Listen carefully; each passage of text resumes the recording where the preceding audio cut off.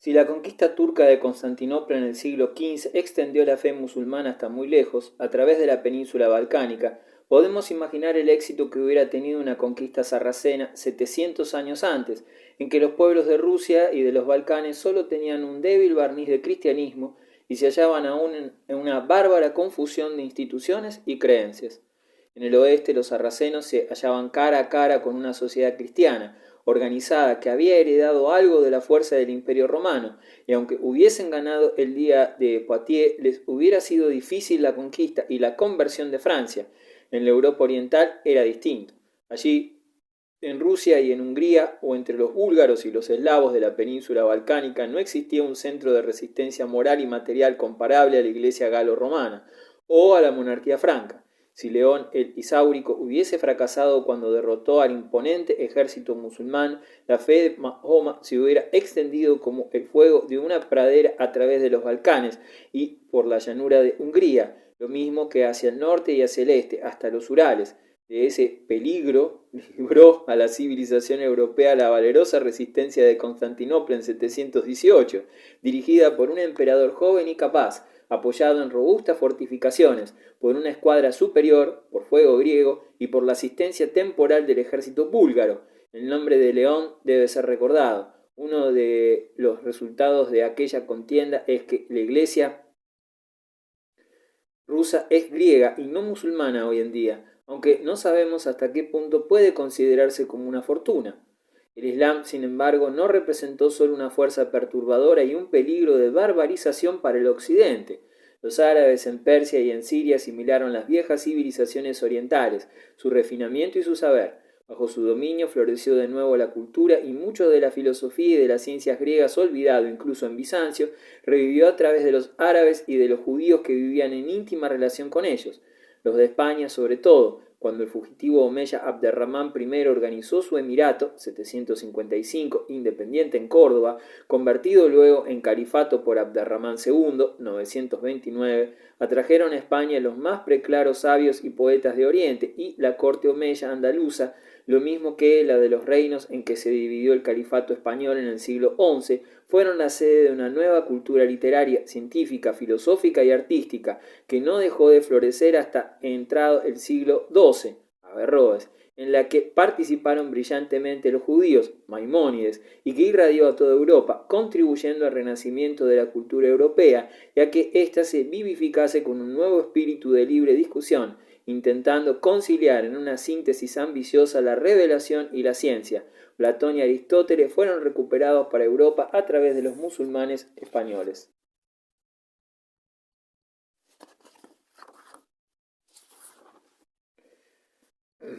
Capítulo 13. El Imperio Franco. Los descendientes de Clodoveo el Franco fueron la mayor parte bárbaros, crueles y traicioneros, o disolutos y débiles. Pero, a pesar de sus atrocidades y de sus placeres, de sus discordias fratricidas y de sus guerras civiles inútiles, la casa de Meroveo perduró por cerca de 300 años, 481-716, sobrepasando en esta duración la de los Valois y la de los Borbones, de los Estuardos y los Hanoverianos, ofreciendo con ello el contraste más vivo con las familias reinantes de corta vida de la Roma imperial. Tan fuerte era el prestigio unido al linaje de Clodoveo que por espacio de 78 años, después de que todo poder efectivo había pasado a manos de los mayordomos de palacio, miembros de la dinastía merovingia, seguían siendo coronados y recibían los honores que rodeaban a aquella realeza fantasmagórica.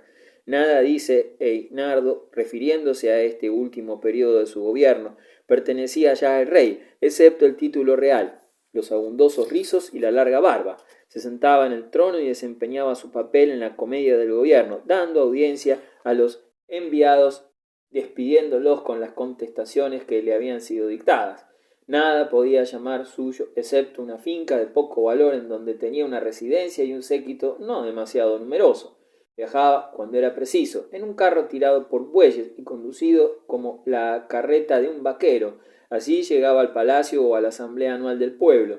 El mayordomo vigilaba la administración y decidía todo lo referente a la política interior y exterior. La explicación de esta extraordinaria resistencia a concluir con la vida de aquella mala dinastía se encuentra en el terreno religioso. Si los merovingios eran reyes, también eran sacerdotes. Si eran perversos, también tenían carácter sagrado. Sus largos rizos no podía cortarlos el acero, pues, como sabían los compositores de las sagas francas, un descendiente de Meroveo había sido engendrado por el dios del mar o por un monstruo marino. Un aura de santidad más vetusta que el cristianismo iba unida a ese sacerdocio nacional de los francos. No necesitaban de la consagración de un obispo cristiano para establecer su autoridad o para exigir la lealtad de sus guerreros francos. No porque no dejaran de sacar continuas y sólidas ventajas del hecho de que Clodoveo, el fundador, hubiese adoptado la fe y obtenido el apoyo de la Iglesia romana. Con ello se veían libres de los obstáculos que encontraron los ostrogodos arrianos, los longobardos en Italia o los visigodos durante su gobierno en Toulouse, así como en los tiempos del primer período herético de su dominio en España. El único cuerpo de gentes organizadas y educadas que había sobrevivido al imperio en el oeste era su aliado en lugar de ser su enemigo, y podían batir a los arrianos y a los judíos con los aplausos de la iglesia y contar cada una de sus victorias como un triunfo de la ortodoxia de la fe romana. Además, a pesar de su origen germánico, los primeros reyes merovingios se inclinaban a considerarse como generales o magistrados de Roma, habían aceptado las insignias romanas, daban curso a la moneda romana y parece que, con verdadero espíritu imperial, no admitían fronteras en la extensión de sus dominios. En Constantinopla se les miraba a veces como auxiliares. El emperador Mauricio, en 509, aludiendo a la concordia reinante entre los francos y el pueblo romano, pidió la ayuda de Childeberto II contra los longobardos de Italia.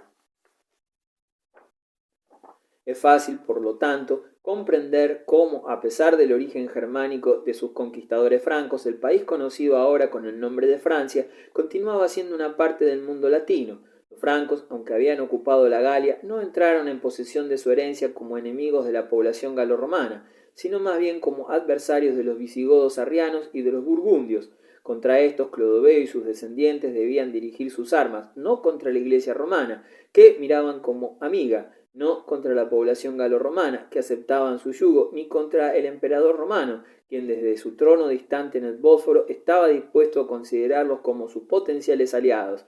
Después de muy pocos años, la Iglesia impuso su cultura latina a los conquistadores. Chilperico, el nieto de Clodoveo, descrito por Gregorio de Tours como el Nerón o el Herodes de su época, componía versos latinos y con el orgullo de sus conocimientos recientemente adquiridos añadía 4 letras griegas al alfabeto. La continuidad de la civilización latina en Galia, mientras se interrumpía en Britania, se explica si consideramos el peso relativo de la influencia romana en ambos países y las distintas circunstancias que acompañaron su conquista. En Galia las ciudades romanas eran numerosas y relativamente grandes. En Britania eran pocas, unas 15 o 16, extremadamente pequeñas. En el primer país la iglesia era opulenta e influyente. En el otro, como parece indicarlo la pequeña basílica de Silchester, era débil y pobre. La correspondencia de Sidonio Apolinar, combinada con el testimonio posterior de Gregorio de Tours, prueba que en Galia había tanto antes como después de la invasión franca una influyente aristocracia campesina de origen galorromano.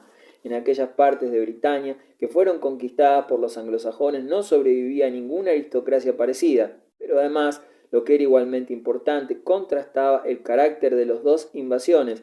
En Galia, aceptada por la mayor parte de la población indígena; en Britania, combatida fieramente y dando por resultado que los celtas que hablaban latín fuesen reemplazados por sus conquistadores germánicos, que la religión cristiana quedase ofuscada y que se perdiese el idioma latino. Con los francos, lo mismo que con otros pueblos germánicos, las viejas instituciones de libertad tribal no sobrevivieron a la prueba de la guerra. Las asambleas populares ya no se reunieron. La voluntad del rey era ley en cuanto no se oponía a ella en la práctica los nobles, pero tampoco se hizo nada para aprovechar estas ventajas iniciales. Los reyes merovingios no tenían idea de la responsabilidad política o de la tradición histórica. Aplicaban a la monarquía franca los principios que en las sociedades germánicas presidían la regulación de la propiedad privada. La herencia se dividía entre los hijos y como estos se peleaban invariablemente, el país sufría durante 5 generaciones la plaga de una inútil guerra civil. De estas luchas que inspiraban a objetivos no más elevados que los que podrían señalar sus violentos apetitos a un niño enfermizo, resultaba evidentemente una degeneración progresiva en los medios y en el sistema del gobierno. Al estudiar la historia de Galia en el período merovingio notamos una fuerte descomposición del poder público. Los privilegios se conceden liberalmente y de igual modo se aceptan lo que es incompatible con el ejercicio de la autoridad del Estado. Las tendencias que Sir Henry Spelman, un jurista inglés del siglo XVII, resumía con la frase «el sistema feudal», comienzan entonces a hacerse visibles de manera progresiva. La administración de justicia, el cobro de los impuestos, la obligación de reclutar soldados para el ejército o para la milicia tienden a caer en manos de los grandes propietarios rurales, civiles o eclesiásticos. Concesiones de inmunidades se dan a las iglesias o a los monasterios, las cuales producen la exclusión de aquellas instituciones de las responsabilidades y los deberes normales de los ciudadanos. El conde, que es oficial público en la ciudad, no puede entrar en el territorio inmune para imponer tributos, para administrar justicia o para hacer levas de soldados. Estas funciones, si conviene desempeñarlas, pertenecen en adelante al señor territorial, al cual es transferido en realidad el ejercicio del poder político, bajo una vaga y mal definida soberanía o dominio eminente del rey. A fines del período merovingio, gran parte del territorio de Galia había caído en manos de la Iglesia. Mientras tenía lugar esta lenta descomposición en el cuerpo político de la Galia franca, mientras la monarquía se debilitaba, la Iglesia se volvía más rica y en consecuencia más bárbara y más corrupta, y la nobleza más independiente. El edificio de la sociedad cristiana de Occidente se veía amenazado por los sarracenos, los ávaros y los eslavos. La presión del peligro forastero era suficiente para mantener en los dominios francos mal unidos un sentido de unidad que las particiones y las guerras civiles de los reyes merovingios no conseguían destruir. Las fronteras eran defendidas, se levantaba una barrera a las nuevas invasiones germánicas, el fuerte sentimiento provincial de Borgoña y Aquitania, de Neustria y Austrasia, como hacia 561 se habían venido a llamar las partes occidental y oriental del norte de Francia, no acababa de borrar del todo la imagen histórica de Roma, ni siquiera los 50 años de decadencia y desorden que siguieron a la muerte de Dagoberto, 638, el último rey merovingio que gobernó el país unido, consiguieron hacer olvidar la idea de una indivisa monarquía cristiana, romana y franca, que tuviese bajo su autoridad la vasta área que un día había sido Galia. Una nueva época se abre con la elevación al poder de la notable y vigorosa dinastía germánica que recibió gloria inmortal del gran nombre de Carlomagno. De ser débil y despreciable, la monarquía franca se tornó, bajo los carolingios, el más fuerte instrumento para el gobierno y la conquista que Europa hubiese tenido desde los grandes días del Imperio Romano. Todo el horizonte de los negocios públicos fue transformado por los enérgicos esfuerzos de los austrasios o francos orientales. Los sarracenos fueron obligados a retroceder de Nueva España, los ávaros borrados del mapa y Panonia, su último territorio dejado desierto y a punto de recibir el pueblo húngaro.